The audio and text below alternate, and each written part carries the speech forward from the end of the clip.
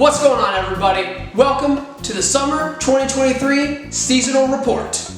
Hopefully people will watch this one, unlike the Spring 2023 report. This is the show where I take a look at all the anime I watched this past season, as well as take a look at what I'm going to be watching in the next season. Now, this season was a little underwhelming when you compare it to how I felt about Spring this year. Spring was stacked.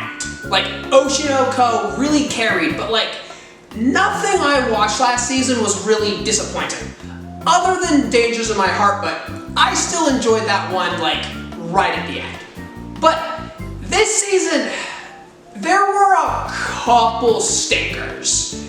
And we're gonna order this starting from the stinkers and then going into the ones that I enjoyed. So, the first anime we're gonna talk about on the Summer Season Report is My Tiny Senpai. So, there was a little bit of a stink on social media about My Tiny Senpai, and honestly, I watched this anime just so that I could weigh in on the controversy and maybe make a video about My Tiny Senpai, get a good amount of views, but I'm not gonna make that video because I don't think it's worth it.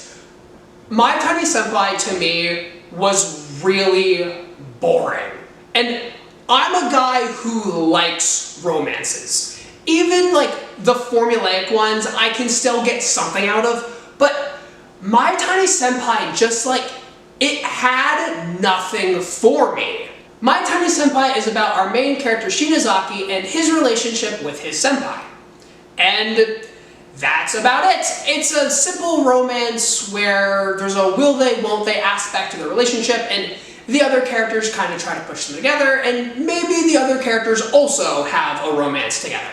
Yeah. So, the problem with My Tiny Senpai that I have with it is that a lot of these shows hinge on the waifu. Take something like Don't Toy With Me, Miss Nagatoro, or even My Dress Up Darling. Nagatoro and Marin carry those shows. The senpai from Nagatoro and what's his name? Oh, Gojo from My Dress Up Darling. They're very basic, and so is Shinozaki. But Marin and Nagatoro and their great over-the-top personalities are able to make up for the lack of personality in the main boy. Shiori from My Tiny Senpai does not do that at all. She's really bland and just this good, fluffy kind of girl, and it's that can work. Cinnamon roll characters do work often, just not so much as the main lead. If anything, I find the relationship between the manager and the otaku girl to be more interesting than the main relationship that I should be rooting for.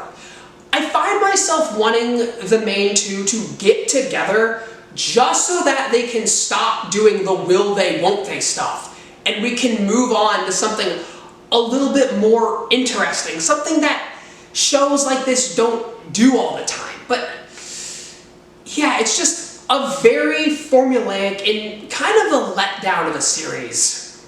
I didn't expect this one to not be good. I just was a turn your brain off kind of romance, but you kind of have to turn your brain off a little bit too much to enjoy this one.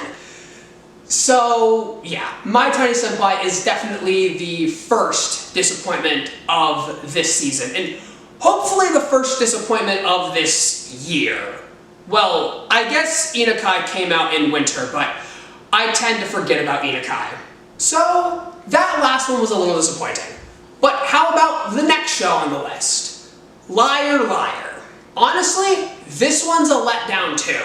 I thought this one was going to be a Classroom of the Elite clone.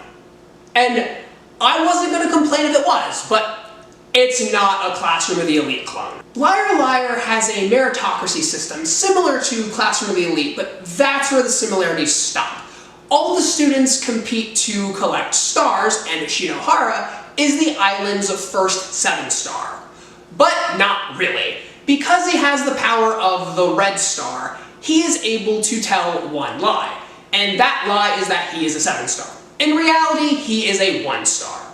So, the anime paints him as being this doofus who's pretending to be a 7-star to win all these games through cheating.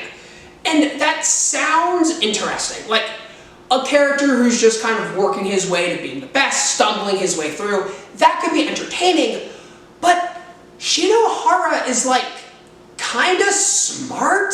Shinohara thinks his way out of situations like Ayanokoji or Hikigaya Hachiman from Oragairu, and so he kinda comes off as this megalomaniacal genius character, but he's like billed as this normal dude. And so I think the twist near the end is gonna be that like he's actually smart and that he's like, that's like another lie that he's telling, like a lie within a lie. I don't understand the main character. I don't understand how incompetent he is. And another reason why I don't understand how incompetent he is because of all the games. Academy Island is built on these games, and they're very boring to watch. And on top of them being boring to watch, the rules don't matter. Like, it's not like they're playing chess or tic-tac-toe. They're playing things that the anime makes up, like the ultimate staring contest. Like, sure, staring contests exist, but like, this one has swords and stuff. And even with the swords, it's not interesting to watch. All the games are won through cheating, so even if the rules are laid out, you don't have to pay attention to them because they don't matter, because Shinohara is just gonna win anyways. And the only reason why I watched this anime was because it was tagged as an ecchi on my anime list. I love ecchis, and sometimes the ecchi tag can save a subpar anime, like High School DD. That anime's plot is not good, but hey, it's ecchi, it's fun to look at. But there are no ecchi moments in Liar Liar, and I kept waiting for them.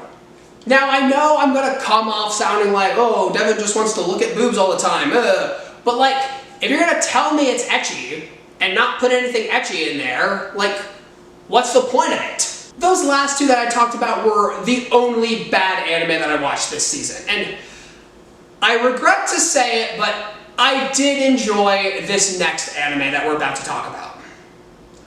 Let's talk about Rent-a-Girlfriend Season 3. Although, I don't think I'm dressed appropriately for it. There. I guess that's better. Okay. I have talked about Rent-a-Girlfriend a lot on this channel.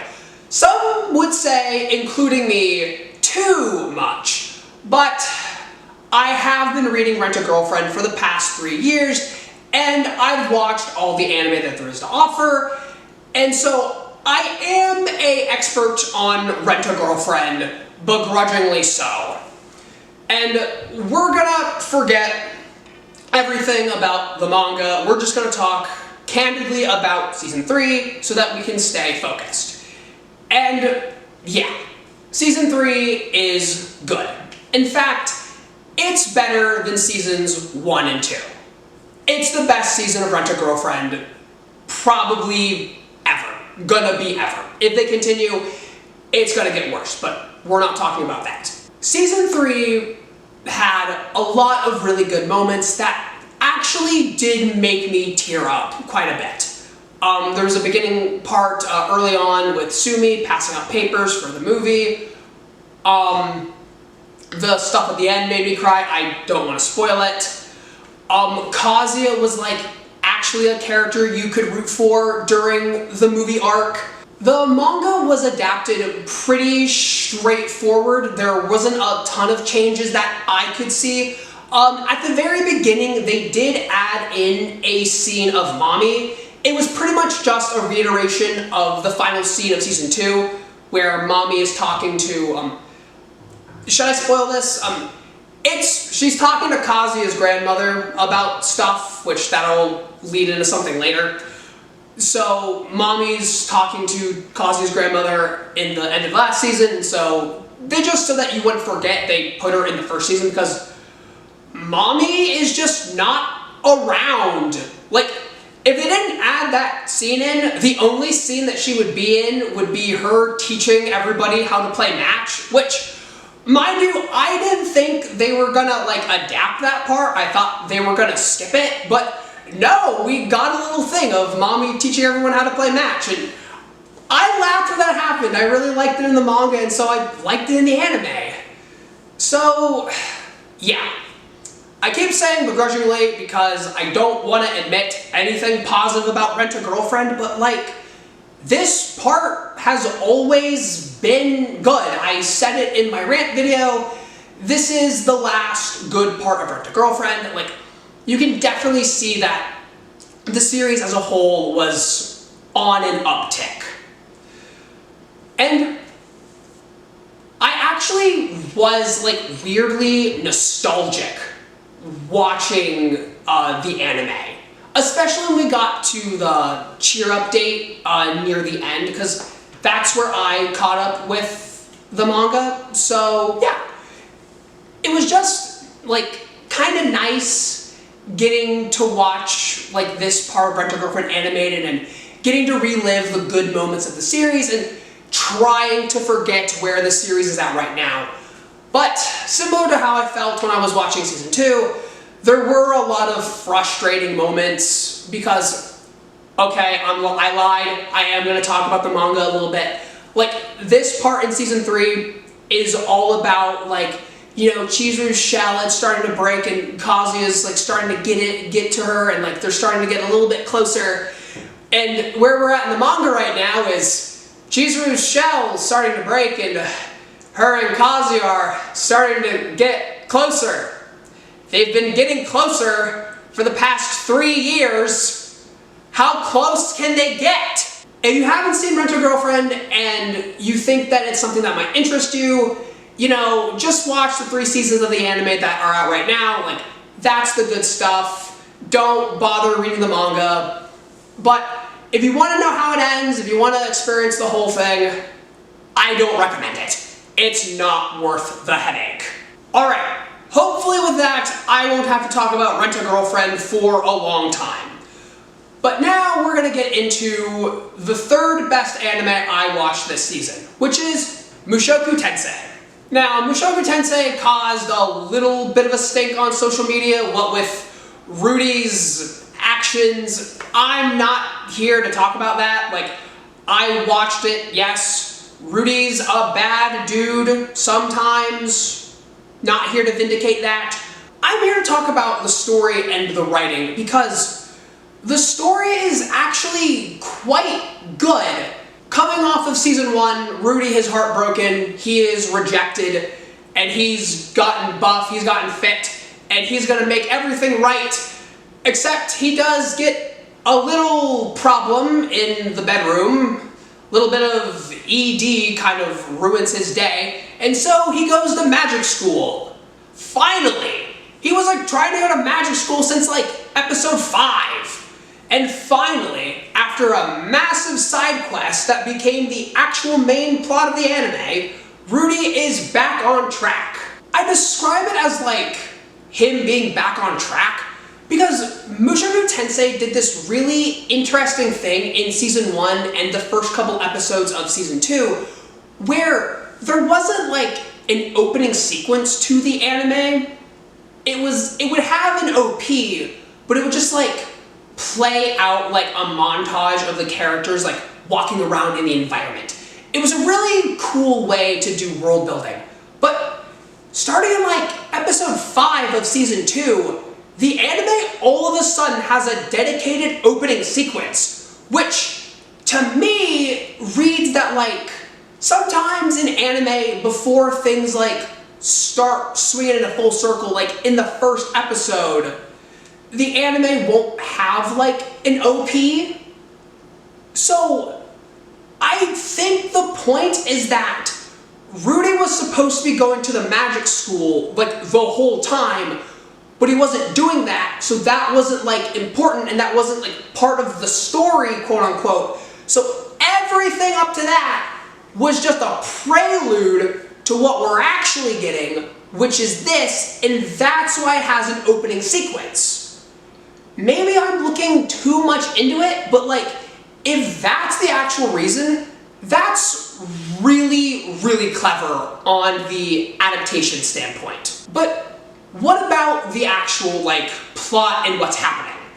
So, despite this just being about Rudy being in the magic school and him getting there, it's not as boring. Season 1 was this big, grand adventure across the demon continent to get, you know, back to Eris's homeland after doing a lot of world building. I think some people might find Season 2 boring. I haven't heard people say that about it, but I feel like they might say it, so I'm just trying to get ahead of it. I wasn't bored like I was with Liar Liar and My Tiny Senpai. I found it really interesting. Probably because there was a big romance between Rudy and Fisk, who, you know what, I'll say it because I think it's very obvious, Sylphie or Fisk. So there's a romance between Rudy and Fisk, which is really cute, and I think it allows things to not get stale. Mushu Tensei is pretty solid. It's definitely continuing off of how good Season 1 was. Like I said, Rudy is a little problematic. Do your own research into it to see if it's something that you would like, but I definitely did enjoy it. But not as much as the last 2 anime on our list. And the next one is The Dreaming Boy is a Realist. This one came out of nowhere. Dreaming Boy is a Realist is about our main boy Sajo, who is really smitten with this girl, Natsukawa. And throughout the beginning of high school and a lot of middle school, he just followed her around and was annoying. And finally, one day, Natsukawa gets fed up and tells him to stop. And surprisingly, Sajo does. And Natsukawa's barely in the anime, and Sajo goes on to have a whole harem without her. And Natsukawa's jealous? And like, she wants to be around him, and she told him to go away? She's a tsundere, but the Dreaming Boy, he's not a realist. He's realistic. The cool part that I find about The Dreaming Boy is a Realist is that it treats tsunderes as if they exist in the real world. Tsunderes are always like, get away, you know, they push their love interest away, but they really mean the opposite of what they're saying. And you would think that the main boys in these situations would like go away and leave them alone, but they always stick around. Not Sajo. He takes it at face value and he goes away and just leaves her alone and has his own adventure over there. He doesn't stop liking her, he just respects her space, which is really cool of an anime main character to do. They definitely do a lot of telling and not showing when they're describing his behavior, you know, before the anime starts. They definitely always, side characters will always say, Sajo, you used to do this, or you always did this. And I understand why they didn't, like, show you that, like, they wanted to just get right into it, but I also kind of feel like they didn't have to, because you understand how annoying Sajo was.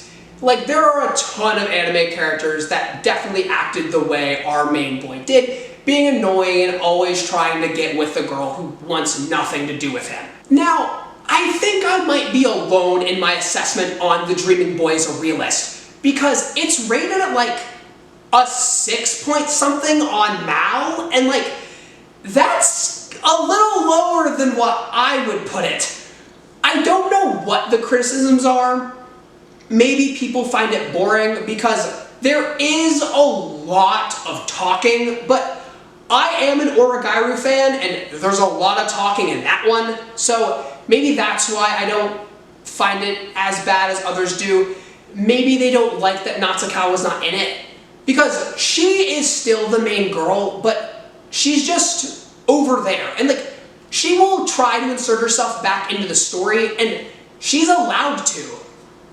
A problem that I have with harems is that you want the main boy and the main girl to get together, but everyone else in the harem is like getting in the way of that, so it can feel kind of annoying to deal with.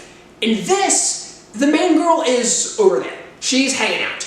And the main boy is dealing with all the other girls, and each girl gets a lot of screen time. Sajo dedicates a lot of time to them, except for that blonde girl that's like there for half an episode, and like we never see her again. Maybe she's more important in the light novel, maybe she's more important later. I don't know. I tend to forget that she even exists until I watch the opening, and then I'm like, oh yeah, her. But anyway, Natsukawa will have a scene with Sajo like every episode, and it's really cute, and I love how Sajo is like so confused as Natsukawa is like kind of jealous and like trying to like spend more time with him, and he's like, why does she want to spend more time with me? Because like she's not explaining to him why, because like she doesn't really get it. The show is smart, not to say that people aren't getting it, just to say that like maybe they don't appreciate it in the same way I do. Like maybe I'm the crazy person, maybe I'm looking too hard into it, but I think it's a really smart romance, and I think everybody should give it a try. So, you know, please give it a watch. It's on High Dive. That's annoying too, but like, give it a watch. Somehow, it is worth it. And finally, the best anime of this season. The one that I was the most excited for. The anime that I wanted to get a season 2 above all the rest. Masamune-kun's Revenge. I cannot describe to you enough how surreal watching this anime felt. It was episode 7, and I still couldn't believe I was watching the second season of Masamune-kun's Revenge. This year is the year of dreams coming true. Like, not only did I get to watch Masamune-kun's Revenge Season 2, but I get to talk about it on my YouTube channel.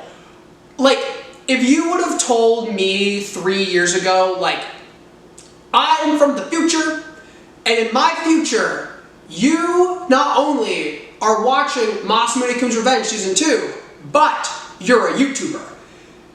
Like, 19-year-old me would like be screaming, like he wouldn't be able to believe it. This season was perfect, specifically because of Masamune-kun's Revenge. I can forgive Liar Liar and the other one, My Tiny Senpai. I can forgive both of those not being good, specifically because Masamune-kun's Revenge happened. And I was a little worried late last year when I saw the trailer. It did not look good, but they delayed the anime 3 months, and I thought it turned out looking really good. Nothing was going to get in the way of me being hyped over this anime. Funny story real quick, if you look right here on my arm, this has been here for a couple months. I burnt myself at work, and the day that it happened was the day that the second episode of Masamune-kun's Revenge came out, and I came home from the hospital with like a blister on my palm and like this right here, and my arm was all wrapped up, and I finally get home and I'm like, okay, I can finally watch anime. And in the episode that I watched, there was a line that I was really excited to see. It was Aki's food, energy, sugar, carbs that she says on the French trip. It was just really funny to me before. And so I was like really excited for this line. I was like, okay, is she gonna say the line? And then she said the line, and I popped off, like clapping furiously. Mind you, I have a blister on my hand, and I'm clapping, and I'm like, I really shouldn't be clapping, but I gotta get excited for Masamune-kun's Revenge. It was really dope, really hype. I was crying, like, my heart was racing at all the twists and turns, and like, I knew they were going to happen, but I was so excited to be watching it. I've been doing nothing but gush the whole time. I haven't talked about like what actually happens or like the plot or what it's about at all, but there might be a video coming out relatively soon that might explain more about the anime and more about my thoughts, so maybe stay tuned for that. But yeah, Masamune-kun's Revenge. So excited it happened. Sad that it is over, but I am definitely glad that it happened. Man, it feels so good having the one anime that I wanted to get a second season actually getting a second season. But, like, could this year even get any better? We already got Masamune-kun's Revenge, my literal dream anime. The only thing that can make it better would be a manga that I really love getting an anime adaptation next season. Let's talk about 100 Girlfriends! Alright, now we're getting into the fall stuff. And 100 Girlfriends totally came out of left field. It got revealed in like, was it May or April? Like, it got revealed way early and they were claiming a 2023 release date. And I was not believing them. I was like, there's no way, it's not coming out. It's gonna get delayed until the beginning of 2024. But it's gonna come out. And the trailer for it looked so good. I was squealing the whole time. 100 Girlfriends is definitively my favorite harem. Specifically because it is the harem where every girl is the winner. Briefly, I spoke about how sometimes in harems, the other girls can get in the way of the girl that you want to win or the girl that is obviously going to win from getting, like, together. It's just, I know who's going to win or I know who I want to win. Get away, leave them alone, let them be. But in 100 Girlfriends, that doesn't happen. Everybody gets their moment to shine, everybody gets their cute moments, everybody gets equal treatment. All the characters are really funny and really well designed. I cannot wait, and I so hope it gets more than just one season. I want a lot of people to watch this. I want this to generate so much hype that we get like a 10-season anime with all 100 Girlfriends. Because as it stands in the manga right now, there's only like 26 girlfriends. Like, we just got the 26th girlfriend. So yeah, it is called 100 Girlfriends, but they roll it out every so often. But yeah, super duper excited for this one. It's gonna be like my anime of the season. I didn't think I could get any more excited than I already got this year, what with Oshinoko, like, and Masamune-kun's Revenge. But 100 Girlfriends on top of it? Next year's gonna have to step it up because we got some good stuff this year. But while I am really excited for 100 Girlfriends, there are some other anime that I'm gonna be watching in the fall. And the first one is called Our Dating Story, The Experienced You and the Inexperienced Me. Had to make sure I didn't get that one wrong. So, this is a gal anime, like, the girl is very much a gal, looks a lot like Yukana Yame, and in fact the synopsis, like, sounds very similar to My First Girlfriend is a Gal. You have your main boy who isn't really experienced with love, and he's asking out the gal because he was kind of forced to, and for some reason she says yes. And it's definitely gonna have elements of the main girl looking really experienced with love, you know, looking like kind of slutty, but like she's actually pure and innocent on the inside. That's definitely what's gonna happen. And I have seen a couple people talk about this one already, like there is some hype being generated around this one, so I am excited. And I compared it to My First Girlfriend is a Gal, or Hajimete no Gal, and I really like that one. It's in my top 10. I talked about it in my top 10, so we'll have to see how this one compares to that one. But I am hopeful that it's gonna be pretty good. The next one I have zero hopes for, and it's called A Girl and Her Guard Dog. I don't know about this one. This one is about a high school girl who is the heir to a mafia family, or at least her family has ties to the Yakuza, and she is assigned a bodyguard to protect her. And the anime is tagged as a romance between the high school girl and her adult bodyguard. The app formerly known as Twitter is going to have a field day with this one because this is problematic the anime. I have zero hopes for this one. It's gonna be a train wreck. Honestly, I hope they lean into it. I hope that they just go full domestic girlfriend with this thing and make it as trashy as possible.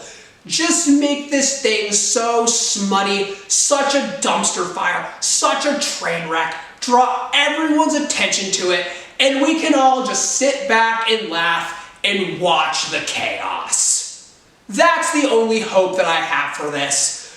Because if they try to play it straight and innocent and they can just totally make it really creepy. But if they play into it, it could actually be pretty fun to watch. So maybe watch out for this one. Maybe someone will cause a stink about it. Maybe it'll get a season 2 because everyone's talking about it.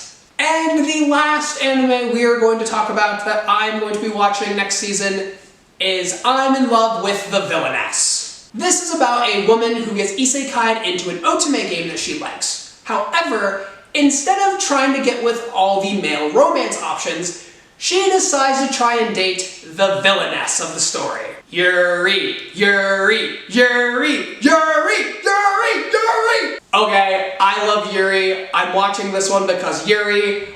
I hope it's gonna be really cute. I kind of hope that they lean a little bit into it being a video game, like her trying to date the main villain. I hope that starts breaking the game's programming down, kind of like a Doki Doki Literature Club sort of situation, but I doubt that it's actually going to do that. I'm pretty sure it's just going to be wacky shenanigans with her trying to date the main villainess and her being really tsundere and all the male boys being like, what are you doing? I'm right over here. Please hug me. And she's like, no, I like women. That's going to be fun and cute. Yuris are always fun and cute, so I definitely am going to enjoy this one. So yeah, that's everything that I watched in the summer and what I'm planning on watching in the fall. Please let me know down in the comments what you watched this summer, what you thought about the shows that I watched. Let me know if there's anything that you think I might like coming up in the fall. I'm only watching 4, and in summer I watch 6. So I definitely will have time to watch more anime this fall. So hey, if there's any recommendations, let me know. And also comment, subscribe. With that, sayonara.